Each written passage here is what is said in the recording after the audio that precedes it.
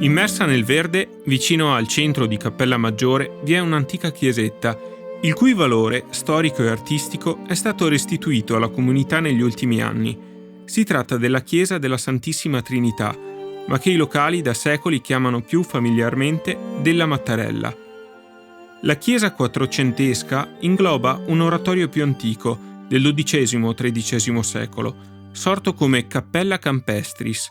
La denominazione popolare si deve a quell'Andrea Mattarella, committente dell'affresco rappresentante la Madonna con il Bambino in trono e gli angeli musicanti, datato 1503.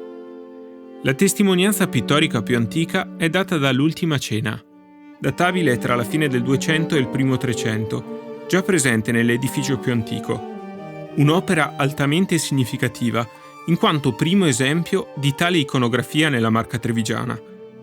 In seguito al Concilio Lateranense IV seguì un'ampia diffusione di questo tema pittorico, legato alla forte spiritualità eucaristica, culminata con l'istituzione della festa del Corpus Domini nel 1264. Nonostante siano di epoche diverse, l'Ultima Cena sembra dialogare con la Crocifissione del 1498, opera di Antonio Zago, artista molto presente in questa chiesa e che raggiunge il suo apice pittorico nell'espressione di dolore delle donne ai piedi della croce.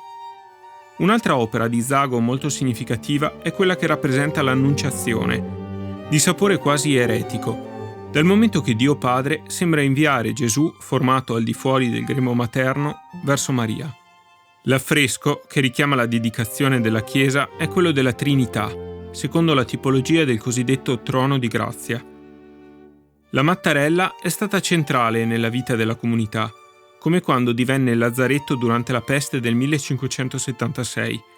Col tempo, numerose vicende contribuirono ad un progressivo abbandono di questo oratorio, tra cui il terremoto del 1936, che fu però anche occasione di riscoperta dei dipinti e segnò l'inizio della rinascita di questo importante luogo di preghiera e tesoro d'arte sacra.